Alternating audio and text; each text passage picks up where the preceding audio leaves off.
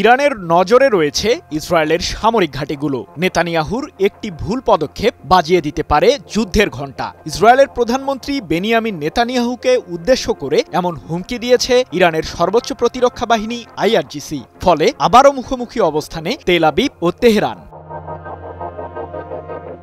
ইরানের পারমাণবিক কেন্দ্রগুলোতে হামলা চালাতে সম্প্রতি সীমান্তে সামরিক বাহিনী মোতায়েন করেছে ইসরায়েল। নেতানিয়াহুর ইশারা পেলেই ইরানে ঝাঁপিয়ে পড়বে আগ্রাসী বাহিনী, এমন প্রস্তুতিও রয়েছে তাদের। যুক্তরাষ্ট্রের গোয়েন্দা কর্মকর্তাদের বরাতে সম্প্রতি এমন তথ্য জানিয়েছে মার্কিন সংবাদ মাধ্যম সিএনএন। ইসরায়েলের সম্ভাব্য আগ্রাসনের বিষয়টি টের পেয়ে চুপ করে নেই আইআরজিসিও। ইহুদিবাদীদের ঠেকাতে প্রস্তুত রয়েছে ইরানের সর্বোচ্চ প্রতিরক্ষা বাহিনীটি। এমন মন্তব্য করে আইআরজিসির মুখপাত্র জেনারেল আলী মোহাম্মদ নাইনি বলেছেন, ইসরায়েল যদি কোনো বোকামিপূর্ণ পদক্ষেপ নেয় এবং ইরানের বিরুদ্ধে আগ্রাসন চালায়, তাহলে তাদেরকে কঠোর জবাব দেব আমরা। 22 মে এক প্রতিবেদনে বিষয়টি নিশ্চিত করেছে মধ্যপ্রাচ্য ভিত্তিক সংবাদ মাধ্যম তাসনিম নিউজ এজেন্সি।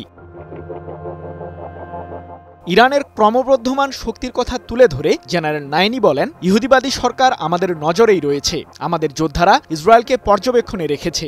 যুক্তরাষ্ট্রসহ পশ্চিমা রাষ্ট্রগুলোর উপর নির্ভরশীল ইসরায়েল। ইহুদিবাদীরা এই অঞ্চল থেকে নির্মূল না হওয়া পর্যন্ত মধ্যপ্রাচ্যে স্থিতিশীলতা ফিরবে না।